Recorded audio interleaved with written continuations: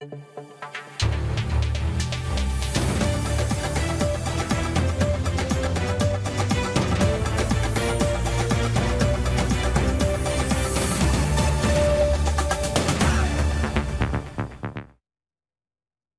দর্শক, আমি আফজাল হোসেন স্বাগত জানাচ্ছি সম্পাদকীয়তে। দেশ গড়তে জুলাই পদযাত্রা চলছে এনসিপির। গণঅভ্যুত্থানে শহীদ আবু সাইদের শাহাদাত দিবসে এনসিপির সমাবেশ ছিল গোপালগঞ্জে। মঙ্গলবার এনসিপি মার্চ টু গোপালগঞ্জ কর্মসূচি ঘোষণা করে সামাজিক যোগাযোগ মাধ্যমে। উত্তেজনা তৈরি হয় ওই জেলায়। সমাবেশ আক্রান্ত হয় নেতৃবৃন্দের ফিরে আসার পথে তাদের গাড়ি বহরে হামলা হয়। প্রতিবাদে ফেটে পড়েন এনসিপির নেতাকর্মীরা। হামলাকারীদের বিরুদ্ধে ব্যবস্থা গ্রহণের ঘোষণা আসে সরকারের পক্ষ থেকে। জুলাই অভ্যুত্থানে অংশগ্রহণকারী রাজনৈতিক দলগুলো সহ বিভিন্ন মহল থেকে প্রতিবাদ ও নিন্দা জানানো হয়। গোপালগঞ্জের ঘটনা, সারা দেশের প্রতিক্রিয়া, রাজনীতিতে এর প্রভাব নিয়ে আমাদের আজকের সম্পাদকীয় গোপালগঞ্জে কারফিউ। আর এসব নিয়ে কথা বলতে আমাদের সঙ্গে স্টুডিওতে উপস্থিত আছেন এবিএম মোশাররফ হোসেন, প্রশিক্ষণ বিষয়ক সম্পাদক বিএনপি, আনিস আলমগীর, সাংবাদিক ও কলামিস্ট, এবং ফয়সাল মাহমুদ শান্ত, যুগ্ম সদস্য সচিব, জাতীয় নাগরিক পার্টি। দর্শক, আপনারাও এই আলোচনায় অংশ নিতে পারেন। এজন্য আপনাদের ফোন করতে হবে টেলিভিশনে দেখার নম্বরে। এছাড়া ফেসবুকের মাধ্যমেও আপনাদের মন্তব্য পাঠাতে পারেন। দর্শক সুনাম শুনছিলেন। আমরা আজকের আলোচনার বিষয় দিয়েছি গোপালগঞ্জে কারফিউ। আনিস আলমগীর ভাই, আপনাকে দিয়েই শুরু করি। সারাদিনে কি হলো না হলো এগুলো মোটামুটি খবর সবাই আমরা জানি, কিন্তু একটু বিশ্লেষণ শুনতে চাই যে কি ঘটলো, কোন ঘটনা হলো গোপালগঞ্জের। এটা তো স্পষ্টই শক্তি প্রদর্শন। আপনি শক্তি প্রদর্শন করতে চাচ্ছেন, আমি আমার শক্তি কতটুকু আছে সেটা দেখাতে চাচ্ছি। আমি একটা স্ট্যাটাস দেখছিলাম, একজন মৌচাকে ঢিল মারার মতো হলো এখানে। আমি আজকের দিনটা, যেহেতু আবু সাইদকে স্মরণে একটা শহীদ দিবস, ইনফ্যাক্ট আমরা যে পেছনে যদি তাকাই তাহলে দেখি যে 2024-এর এই দিনে আবু সাইদ যে আত্মত্যাগ করেছে, সেটা শেখ হাসিনার সরকারের যত স্বৈরতান্ত্রিক বলি, আমরা যাই কিছু বলি, সেটার অবসানের একটা সূচনা হয়েছিল এই দিন। এবং আজকে যদি আপনি খেয়াল করেন, আজকে থেকেই এই আন্দোলন এমন মাত্রায় গিয়েছে, আমরা যারা কথা বলি তারাও কিন্তু আর শেখ হাসিনার পক্ষে কথা বলার মতো কোনো যুক্তি খুঁজে পায়নি। যে এমন একটা দিন আবু সাইদকে হত্যা করা হলো, একটা এমন একটি ছেলে যে আন্দোলন করছে কোটার জন্য। আমি তখন কোটার জন্যই বলেছিলাম যে একটা সরকারি চাকরিতে কীভাবে একটা লোক জীবন দিয়ে দিতে পারে। এবার অনেকে বলছে, আপনি তো সরকারি চাকরির কথা বলছেন কেন, সেটা তো একটা এক দফার ছিল। এক দফা তো তখন ছিল না সেই অর্থে। তো আমি এই জায়গায় যাই, আমি সেদিন যে সমালোচনাটা করেছিলাম সেই সমালোচনার দৃশ্যটা আজকেও দেখতে পাচ্ছি। আজকের এই দিন আমি আশা করেছিলাম যে এনসিপি ঢাকায় তাদের একটা এমন একটা কর্মসূচি নেবে যাতে করে সেই দিনটাকে তারা স্মরণ করে একটা বড় ধরনের শোডাউন বলেন, একটা বড় একটা আবু সাইদের প্রতি শ্রদ্ধা জানানো, সেটা তারা আবু সাইদের কবর জিয়ারত করেছে। আজকে করলে হয়তো আরও ভালো লাগতো। কিন্তু সেই দিনে আজকে আমরা দেখছি যে আবু সাইদকে যেভাবে পুলিশ হত্যা করেছিল, তার বুকে গুলি করেছিল, সে একই কায়দায় আজকে গোপালগঞ্জে 4টা ছেলে মারা গেল। পুলিশ বলছে যে এরা আমরা লিথেল ওয়েপন ইউজ করি নাই। সেনাবাহিনী বলছে এটা ফাঁকা গুলি করেছে। তাহলে 2টা ছেলের বুকে গুলি পাওয়া গেছে। তাহলে এই 4টা লোক কিভাবে মারা গেল? এগুলো হাওয়ায় এসে জিনভূতে মেরে গেছে? তা তো না। আপনি এই কর্মসূচিটা দেখেন, গোপালগঞ্জকে আমরা দেখি বঙ্গবন্ধু শেখ মুজিবুর রহমানের জন্মস্থান।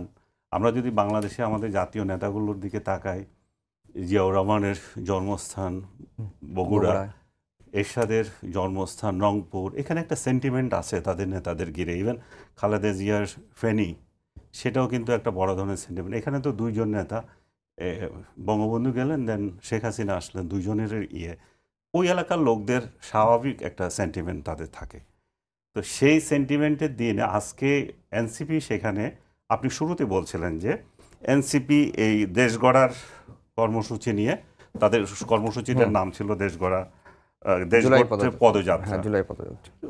হঠাৎ করে তাহলে আজকে এটা চেঞ্জ হয়ে গেল কেন? আজকে এটা কেন রোড টু গোপালগঞ্জ হয়ে গেল? তার মানে হচ্ছে যে এনসিপি এই বার্তা দিয়ে এক ধরনের উস্কানি শুরুতেই দিয়ে দিয়েছে। এই উস্কানিটা আপনি আরও বেশি সক্রিয় হয় আপনি যদি 32 নম্বর ভাঙা হয় সেই কাহিনী যদি দেখেন, 32 নম্বর ভেঙেছিল, এখন তার বাড়িতে যাচ্ছেন আপনারা, তার এলাকায় যাচ্ছেন, আগে থেকে উস্কানি দিচ্ছেন সেটাকে স্বাধীন করা হবে। সেখানে আপনার এর আগে সোশ্যাল মিডিয়াতে হচ্ছে বঙ্গবন্ধুর কবর সেখানে রাখা হবে না।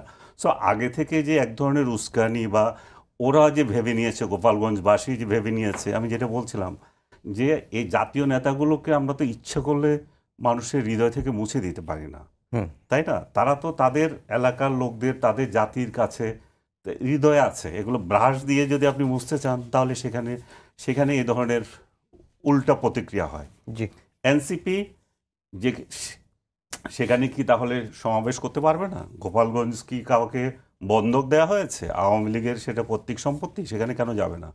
অবশ্যই যাবে, তাদের নাগরিক অধিকার আছে। তারা যে পুরো বাংলাদেশ স্বাধীন, যে কোনো জায়গায় তারা সমাবেশ করতে পারে। কিন্তু সমাবেশের নামে যদি আগে থেকে আমি এমন একটা এনভায়রনমেন্ট তৈরি করি যেখানে আমাদের সাংঘর্ষিক কিছু আমরা প্রত্যাশা করি, তো সেই জায়গায় এসে তো বিরোধটা তৈরি হয়ে যায়। এবং আনিস ভাই আপনার কাছে আবার আসবো, আমাদের সময় আজকে কম, 30 সেটাই মিনিট সময়, আমি শেষ করে দিচ্ছি। সেটাই ঘটেছে এখানে।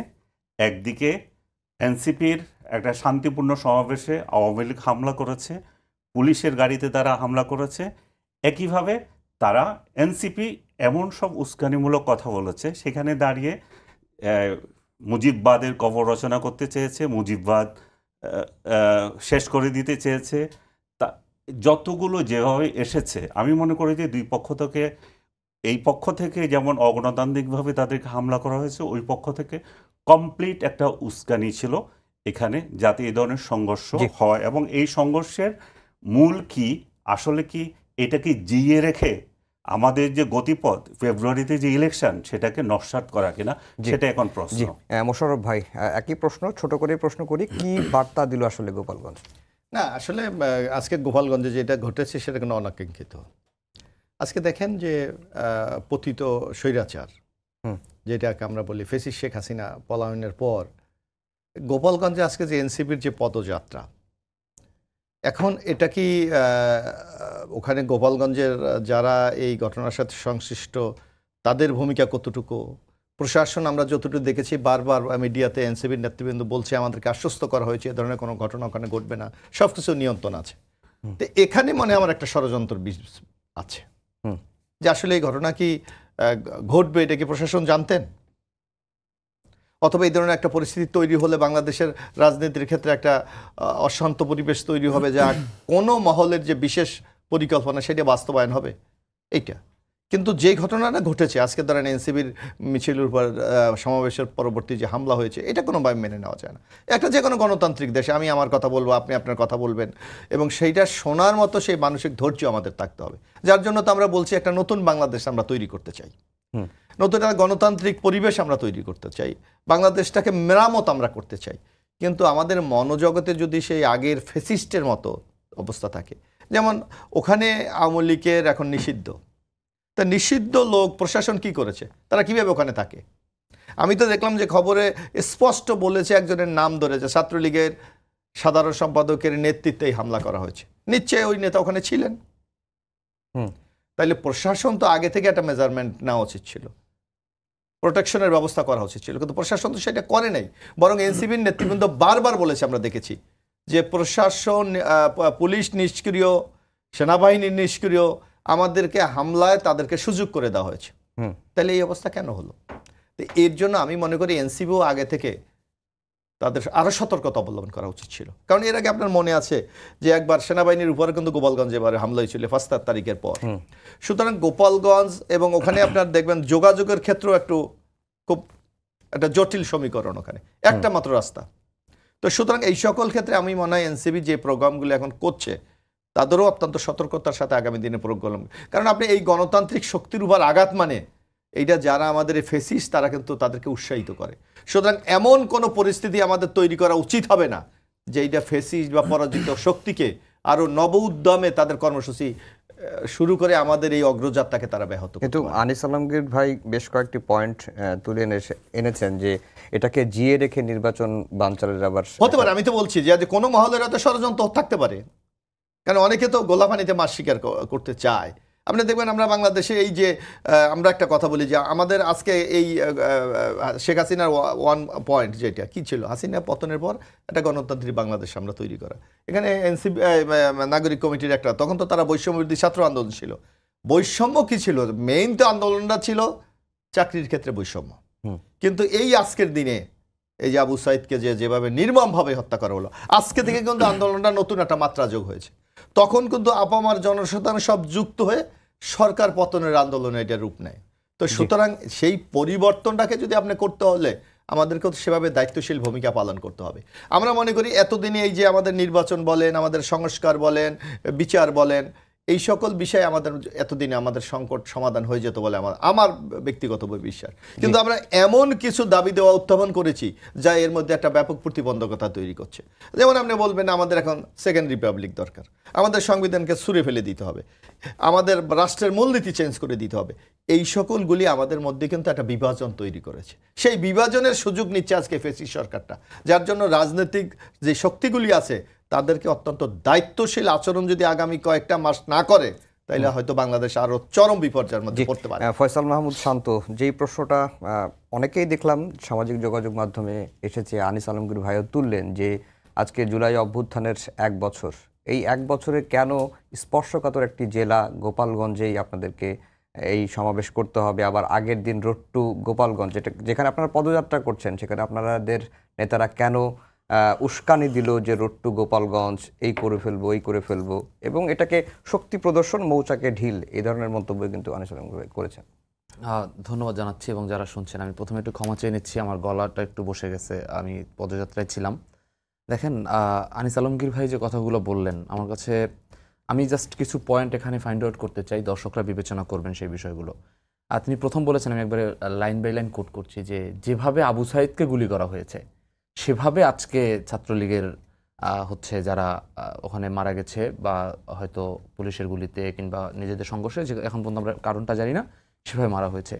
এই দুইটা ঘটনাকে এক কাতারে নিয়ে আসা হয়েছে। যে কোনো মৃত্যুই আসলে কাম্য না, কিন্তু দুই আবু সাইদের অ্যাক্টিভিটিস, এবং আপনি একটা নাগরিক সমাবেশ করতে যাচ্ছেন, সেই সমাবেশে আপনাকে মেরে ফেলার হুমকি এবং আপনার গাড়ি বহরে হামলা, ককটেল হামলা, ডিসি অফিসে আটকে রাখা, আগুন দিয়ে দেয়া এবং সেই জায়গায় সেইটাকে প্রতিহত করা, এই দুইটা বিষয়কে এক করে দেখছেন, নাম্বার 1।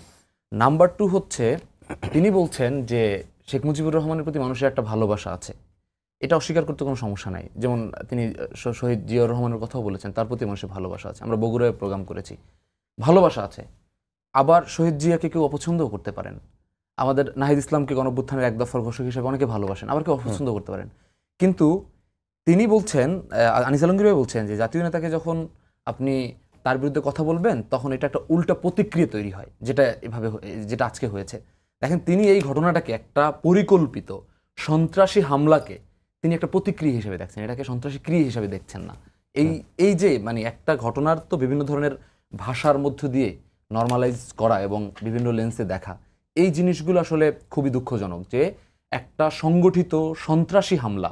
আমরা তো বগুড়ায় প্রোগ্রাম করেছি, আমাদের জিয়াউর রহমানের বিরুদ্ধে অনেক কথা থাকতে পারে, কিংবা হচ্ছে বিএনপির বিরুদ্ধে আমাদের অনেক বক্তব্য থাকতে পারে, বিএনপির আমাদের বিরুদ্ধে অনেক বক্তব্য থাকতে পারে।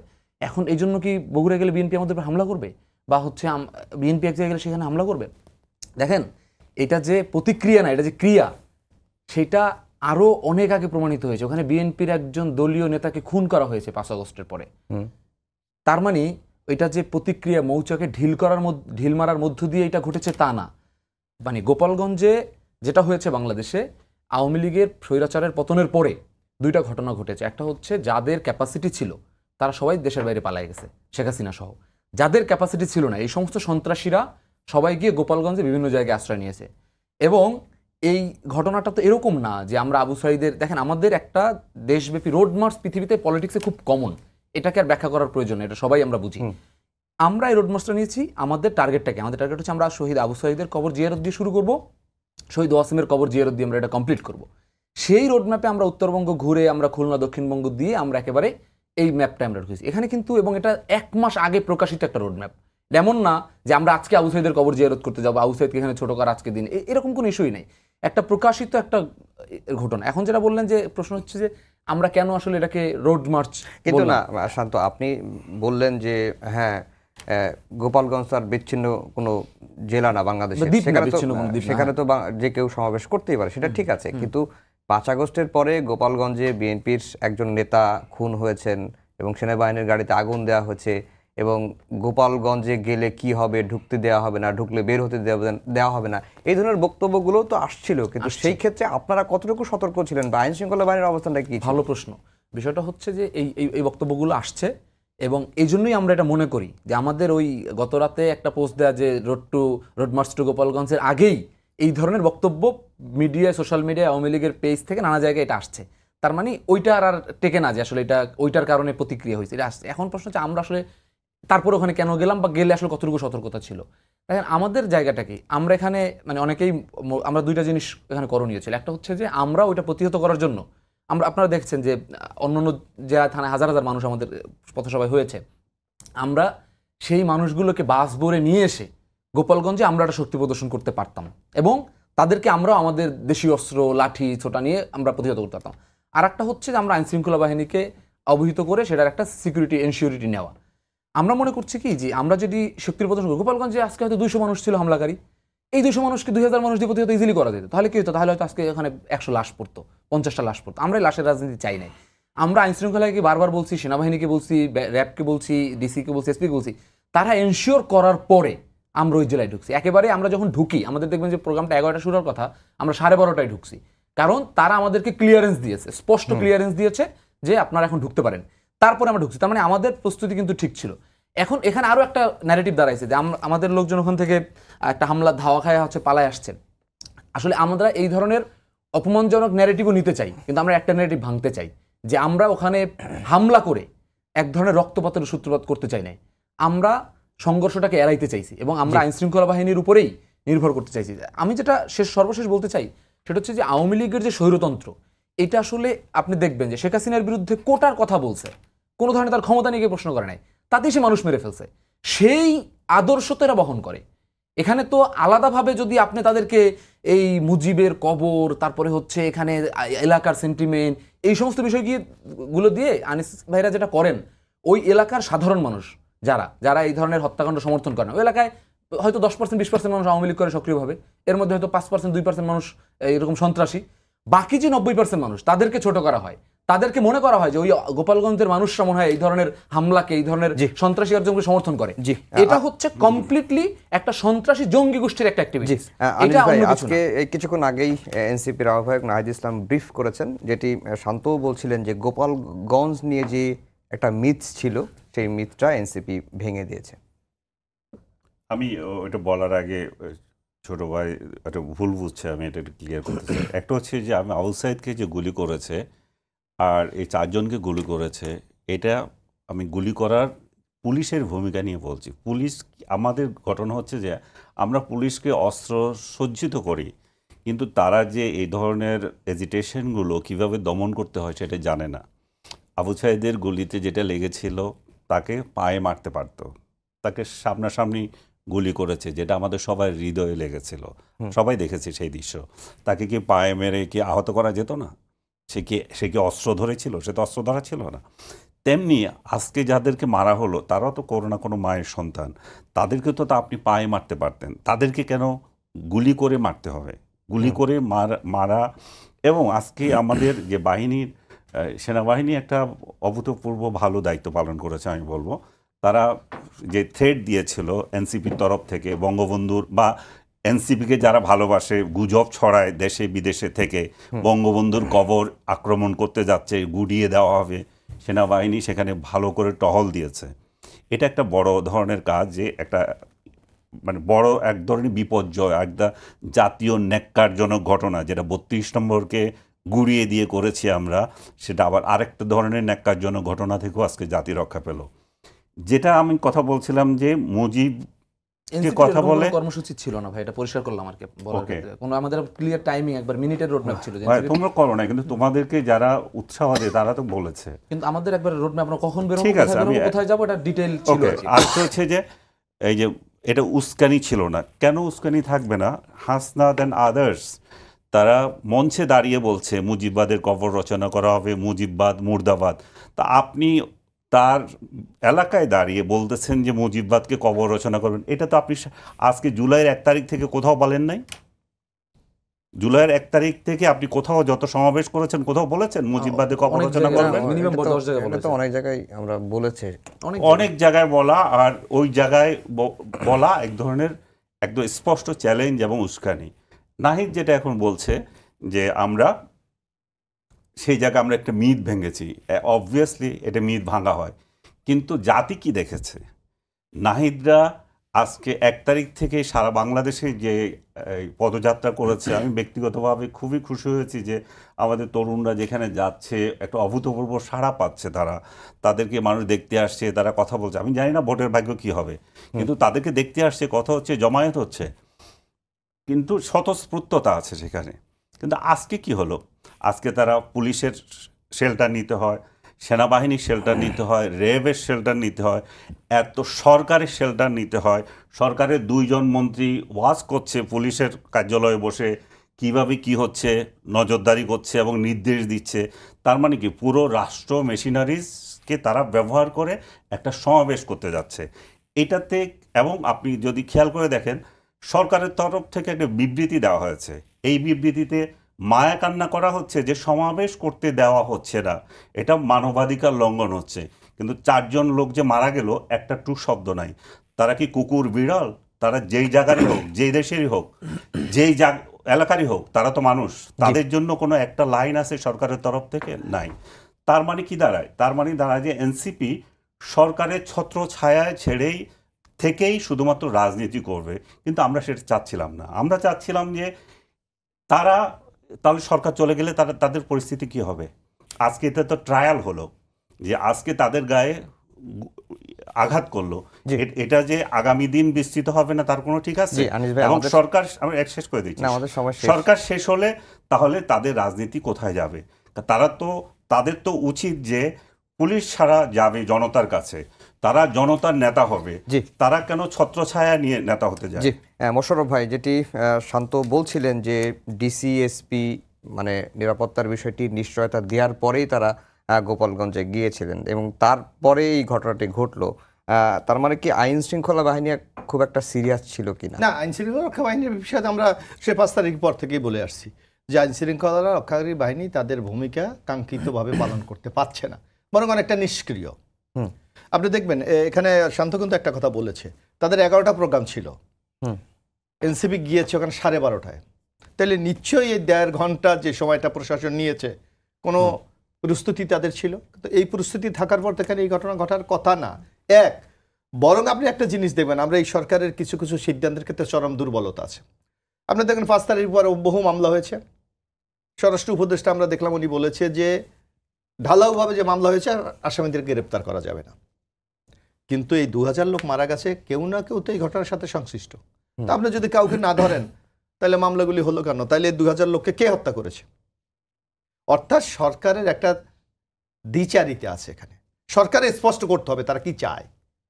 তারা এক সময় ওই যে কথাই আনিস আলমগীর বলেছে, মানুষ মনে করে যে সরকারের ছত্রছায়া এনসিপি, তাইলে বাংলাদেশের অন্য রাজনৈতিক দলগুলির প্রতিও তো আপনার একটা সমান চোখে আপনাদেরকে দৃষ্টি দিতে হবে। সেক্ষেত্রে তাদের মধ্যে তো কিন্তু একটা বিক্ষুব্ধতা আছে। সুতরাং আমি মনে করি সরকার যদি সঠিক সিদ্ধান্তগুলো নিতে পারে, এবং আজকে এনসিপির যে হামলা, আমরা যে কথাটা বলি যে ফেসিস্ট পালিয়ে গেছে, তা আজকে তো প্রমাণ হয়েছে তার দোসররা বাংলাদেশে এখনো আছে, তারা এখনো নৈরাজ্য সৃষ্টি করে, এখনো তারা আগামী দিনে করবে বলে একটা মহড়া দিচ্ছে। সুতরাং সরকার যদি সঠিক পদক্ষেপ গ্রহণ না করে তাহলে আগামী দিনে আমরা জাতি হিসাবে আরো কঠিন পরিস্থিতির মোকাবেলা করতেই হবে। জি শান্ত, আপনাকে আমি প্রশ্ন করব না, শুধুমাত্র যদি কোনো কিছু যোগ করার থাকে। আমি একটা বিষয়ে খুবই স্ট্রংলি দ্বিমত করতে চাই, সেটা হচ্ছে এনসিপি যদি সরকারের ছত্রছায়ায় থাকতো তাহলে আমাদের এই পরিস্থিতিটা আজকে হইতো না। যেমন আমরা যে 1.5 ঘন্টা অপেক্ষা করছি, পুলিশকে আগে জানাইছি, পুলিশ কিন্তু সেই ক্যাপাবিলিটি দেখাইছে, এমন না পুলিশের বা সেনাবাহিনীর ক্যাপাবিলিটি নাই, কিন্তু সরকারের পক্ষ থেকে পুলিশের পক্ষ থেকে এনসিপিকে সহযোগিতা তো করেই না, একটা সাধারণ একটা রাজনৈতিক দল হিসেবে যতটুকু সহযোগিতা বা যতটুকু রাইটস তার আছে সেইটা দেওয়ার জন্য সরকারের যতটুকু সিরিয়াসনেস দেখানো দরকার সেই সিরিয়াসনেসটুকু আজকে এনসিপির এখানে দেখায় না। দেখে এনসিপির প্রথম 10 জন নেতা, আহ্বায়ক, সদস্য সচিব সহ ওইখানে ছিল এবং প্রত্যেকে মৃত্যু ঝুঁকির মধ্যে ছিল। এই রকম অবহেলা, এটা এনসিপির নেতৃত্ব এবং গণঅভ্যুত্থানের নেতৃত্ব, এই দুই জায়গায় সরকার অবহেলা করছে। মোশাররফের সাথে একেবারেই একমত যে সরকারের এই জায়গাটা পরিষ্কার করা উচিত। তারা কি এই 8টা-5টা অফিস টাইম করে এই উপদেষ্টার সময়টা লম্বা করে তারা কি ক্ষমতা ভোগ করবেন, নাকি তারা কিছু মৌলিক দায়িত্ব পালন করে নির্বাচন দিয়ে ক্ষমতা হস্তান্তর করে যাবেন? তারা যদি এটাই মনে করেন যে তারা 8টা-5টা অফিসের মতো করে এনজিও অফিস চালায় তারা হচ্ছে এই ক্ষমতাটা লম্বা করবেন, ভোগ করবেন, এবং তারা এই গণঅভ্যুত্থানের কোনো আকাঙ্ক্ষাকেই তারা ধারণ করবেন না, পুলিশের কোনো সংস্কারের কোনো নাম নাই, কোনো সাসপেনশনের কোনো নাম নাই, এক হত্যাকারীকে আরেক জেলায় পাঠানো হয়েছে, এক গুলি করে আরেক জেলায় পাঠানো হয়েছে, এইভাবে যদি চালায় তাহলে এই সরকারকে আমাদের একটা দেশের কেওয়াসিটিক্স ছাড়তে হয়তো আমরা এখনো এই সরকারকে আমরা গ্রহণ করছি, কিংবা এই সরকারের কে আমরা এখনো চাচ্ছি যে সরকার নিজে ভালো হয়ে দেশটা পরিচালনা করুক, কিন্তু এই সরকার তাহলে কোনো রাজনৈতিক দলই আর গ্রহণ করার মতো জায়গা থাকবে না। কারণ এই যে আজকের যে গোপালগঞ্জে হামলা এবং আগে যে গোপালগঞ্জে বিএনপি কর্মীকে হত্যা, এই জিনিসগুলো পরিষ্কার ইন্ডিকেট করে সরকারের অবহেলা, দায়িত্বহীনতার মধ্যে দিয়ে স্বৈরাচারের সহযোগীরা, স্বৈরাচারের সদস্যরা, এই সন্ত্রাসী জঙ্গি গোষ্ঠীর সদস্যরা বাংলাদেশে বেড়ে উঠছে, অর্থের যোগান নিয়ে আসছে, সন্ত্রাসী কার্যক্রমের চেইনটা বৃদ্ধি করছে, যে কারণে ওইখানে এত ফোর্স থাকার পরেও তারা দফায় দফায় হামলা করতে সক্ষম হয়েছে। এটা একদিনে হয় না, গত 15 দিন যাবৎ তারা বিভিন্ন জেলা থেকে সন্ত্রাসীদেরকে এখানে অ্যাকোমোডেট করছে। এটা নিশ্চয়ই গোয়েন্দা বাহিনীদের কাছে এটার তথ্য ছিল, এটার ছিল, কিন্তু সরকার আমাদের প্রতি চরম এখানে অবমাননা করছে এনসিপির প্রতি। জি, আনিস আলমগীর ভাই, যেহেতু আর 1 মিনিট সময় আছে, জি, তাহলে সরকারের আসলে কি না, করছে? ও সরকারের যেটা মতলবটা বললো, কি? মোশাররফ ভাই যেটা বললো, সরকারের লোকজনকে বসে বসে খাওয়ার জন্য, তাদের টেনিওর বাড়ানোর জন্য আছে নাকি? এবং এটা তো গোয়েন্দাদের একটা বড় ধরনের যেটা বললো যে এতটার সময় মিটিং হবে, মিটিংয়ে উপস্থিত লোকজনও আছে, পুলিশ সেখানে ছিল, প্রথম যে হামলা হলো পুলিশ পালিয়ে গেল, তার মানে কি পুলিশ কি চেয়েছিল এই ধরনের ঘটনা একটা ঘটুক? কিংবা নেপথ্যে কেউ ছিল যে এই ধরনের একটা ঘটবে এবং সেটা আবার সারা দেশে ছড়িয়ে পড়বে? তার মানে এই আন্দোলন আরও দীর্ঘায়িত হবে। এবং আমি যেটা বলছিলাম শুরুতে, এবং এই নির্বাচনকে বানচাল করার জন্য কোনো প্ল্যান, এবং যারা ক্ষমতায় বসে আছেন তাদের ক্ষমতা আরও দীর্ঘায়িত করা, এবং এটা দিয়ে যারা নির্বাচন চাচ্ছে তাদেরকে হতাশ করা, এবং যারা চাচ্ছে না তারা আরও দীর্ঘদিন ক্ষমতায় না থেকেও, ক্ষমতায় না গিয়েও ক্ষমতা যারা ভোগ করছেন এখন, তারাও এনজয় করবেন। এটা তো আমাদের উচিত ছিল। আপনি যে কোশ্চেন করতে চাচ্ছিলেন। জি, তাহলে সরকারের মতলবটা কি এটাই যে কোনো একভাবে কেওয়াস করে দেশে অস্থিতিশীল পরিস্থিতি তৈরি করে ক্ষমতাটাকে দীর্ঘায়িত করা? আপাত দৃষ্টিতে তো তাই, জি, কারণ সরকার তো এটা, সরকারটা তো প্রমাণ দিতে পারেনি যে তারা চায় না। এই ব্যাপারে তো একটা সংশয় সবার মধ্যে আছেই যে সরকারের কোনো উপদেষ্টা একটু ক্ষমতাটা উপভোগ করতে চায়। এবং তাদের, আপনি যেমন একটা কথা, এই যে সেন্ট মার্টিন আমরা যেতে পারি না, কেন যেতে পারি না? কোনো জবাব আছে সরকারের পক্ষ থেকে? আজকে আপনারা এই যে একটা শো করা উচিত ওদের, যারা দায়িত্বপ্রাপ্ত বলছে পরিবেশগত কারণে। না, কেন আমরা যেতে পারছি না? কেন এর আগে পরিবেশ কি নষ্ট হয়ে গেছিল? এই সকল প্রশ্নের জবাব তো আমাদের কাছে নাই। এই যে হঠাৎ আপনি দেখলাম মানবিক করিডোর দিতে হবে, চিটাং বন্দর দিয়ে দিতে হবে, আসলে কি দিয়ে দিয়েছে না আছে তো আমরা জানি না। এইসব জিনিসগুলি আমাদের জনগণের কাছে, নাগরিকদের কাছে স্পষ্ট করতে হবে তারা কি চায়।